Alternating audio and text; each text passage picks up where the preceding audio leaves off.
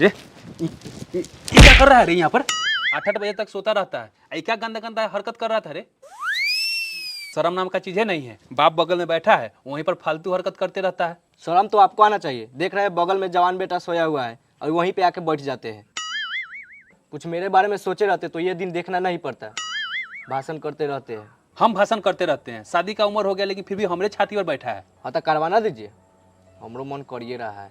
2-4 गो रुपया कमा के घर में लाएगा तब ना शादी करेंगे। 2-4 गो लफो दोस्त के साथ अड्डाबाजी करने से शादी हो जाएगा। 6 साल से नौकरी का तैयारी करवाइए रहे हैं, पैसा का पैसा फूंक दिए, काऊ खार लिया। वो 6 बजे का लेके का देखो तुम्हारे साथ ना पढ़ता था, 2 साल में नौकरी लिया कि नहीं लिया? सुने हैं दहेज में 20 लाख रुपये मिला है, 4 चक्का गाड़ी से घूम रहा है। पता नहीं भगवान कौन सा कलम से हमारा किस्मत लिखे हैं कि तेरे जैसा निकम्मा बच्चा पैदा लिया। हम भी तो कोशिश करिए रहे हैं, हमसे नहीं हो रहा तो हम क्या करें? और दूसरों से कंपेयर मत कीजिएगा। का पंडित जी, कल आप ही थे ना बाजार में, हाथ देखकर मंत्र से परीक्षा पास करने का उपाय बता रहे थे। कभी समय निकाल कर अपने बेटा पर भी ध्यान दीजिए। उसके कुंडली में कोई दोष है तो अपने तंत्र मंत्र विद्या से ठीक कीजिए। का झगड़ा झंझट करते रहते हैं? कहाँ है चपला हुआ? रुक बापे मार के आज हम तो मार चप्पल के तुम्हारा कपारे फाड़ देते। हमको सिखाने आया है, आज धराता तक कल्याणे कर देते तुम्हारा, देह फाड़ देते। आप एक बात बताइए, आप इतने बड़े पंडित हैं, अंतर्यामी हैं, लोगों का भविष्य बताते हैं, तो फिर आज क्यों भगवान को कोस रहे हैं? अगर कोई नीच जाति का व्यक्ति आपसे पूछता है कि मैं बेरोजगार क्यों हूँ, तो आप बोलते हैं सुख शनि तुम पर हावी है। वहीं दूसरी तरफ मेरा नौकरी नहीं होता है तो आरक्षण का दोष देते हैं, पढ़ने के लिए बोलते हैं। ये कौन सा तरीका है? ज्यादा मत बोल। ये सब जो कर रहा हूँ तुम्हारे भविष्य के लिए ही कर रहा हूँ। माना कि लोगों को बेवकूफ बनाकर अपने पापी पेट के लिए ये सब कर रहा हूँ। कल को तुम्हारा नौकरी नहीं होगा तो तुम क्या करोगे? क्या करेंगे? आपके तरह ही भगवान मंदिर के नाम पर दान दक्षिणा मांगकर अपना पेट भर लेंगे। पूरा का पूरा बेवकूफ हो तुम। माना कि ये हमारा खानदानी पेशा है, लेकिन ये धंधा ज्यादा दिन तक चलने वाला नहीं है। क्यों नहीं चलेगा? क्योंकि ये शूद्र अछूत लोग पढ़ने लिखने लगे हैं। उनके पास ऐसा ऐसा तर्क संगत सवाल होता है जिसका जवाब देना मुश्किल होते जा रहा है। अभी अभी नौ मंगरुआ सवाल करके गया है, क्या उसके सवाल का उत्तर है तुम्हारे पास? इसीलिए बोल रहा हूँ कि अच्छे से पढ़ाई लिखाई करके कहीं सेट हो जाओ। पहले शूद्रों को पढ़ने का अधिकार नहीं था, इसीलिए अपना धंधा बिंदास चल रहा था। पर कहाँ से बीच में अम्बेडकर आ गया, सबको पढ़ने का अधिकार दे दिया। उसके बाद जो हम लोग का लंका लगा है ना। लेकिन पिताजी, आज भी तो ज्यादातर लोग हमारी गुलामी कर रहे हैं। गुलामी इसलिए कर रहे हैं क्योंकि वे गौतम बुद्ध, डॉक्टर अंबेडकर, पेरियार, रामस्वरूप वर्मा, ज्योतिबा फूले, चौधरी महाराज सिंह भारती जैसे लोगों को आज भी उन्होंने नहीं पढ़ा है। जिस दिन पढ़ना शुरू कर दिया ना, उस दिन हम सभी का खटिया खड़ी समझो। और सुनो, ज्यादा समय बर्बाद मत करो। ये पड़ोस में जो पीपल का पेड़ है वहां जाकर बिछाकर अच्छे से पढ़ाई करो। पीपल का जो पेड़ होता है ना, उससे स्वच्छ ऑक्सीजन मिलता है। जाओ वहां पर पढ़ाई करो, बिल्कुल भी समय मत बर्बाद करो। ठीक।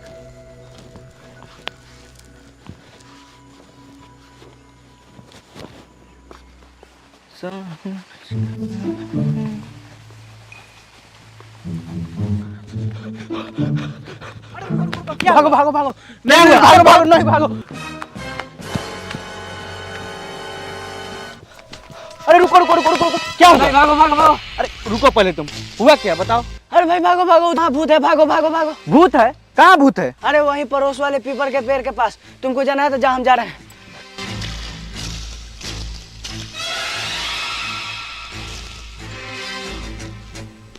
पिताजी हमें पढ़ने के लिए भेज रहे हैं कि मरने के लिए?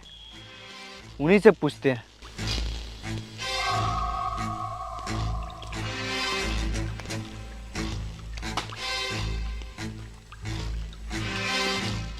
कहा पिताजी, मरने का अच्छा उपाय बताए थे। राम राम राम राम, शुभ शुभ बोला करो, क्या हुआ है? आप बोलते हैं जाओ वहाँ पीपल के पेड़ में बैठ के पढ़ो, मन और स्वास्थ्य के लिए अच्छा होता है, लेकिन वहाँ पे तो ब्रह्म राक्षस भूत रहता है। भूत प्रेत ऐसा कुछ नहीं होता है, ये सब मन का भ्रम है। जब ऐसा बात है तो पूरे गांव के लोगों में हलचल क्यों मचा हुआ है? सब इधर उधर भाग रहे हैं। ये अफवाह मैंने ही फैलाया है।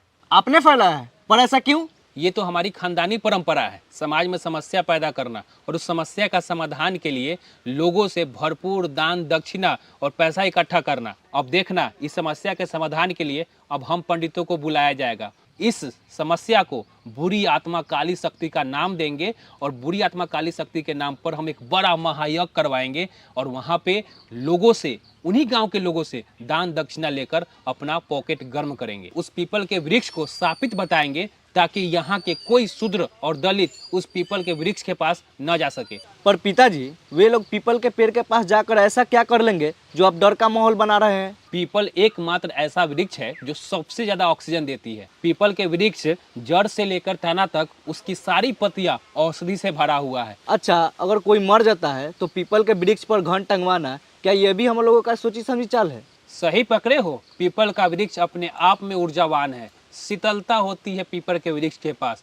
गौतम बुद्ध ने अपने ध्यान को केंद्रित करने के लिए यही कारण था कि उन्होंने पीपल के वृक्ष को चुना था। एक गौतम बुद्ध के दर्शन और विचार के सामने हम लोग की ऐसी पोल खुलती है जैसे बिना नारा का पैंट। इसलिए बोलता हूँ कि अगर कोई और यहाँ का शूद्र और दलित पीपल के वृक्ष लग जाकर अगर ध्यान केंद्रित करके अगर गौतम बुद्ध बना तो सोचो हमारा क्या होगा। इसलिए बोलता हूँ मन लगाकर पढ़ाई करा करो और कहीं जाकर सेट हो जाओ।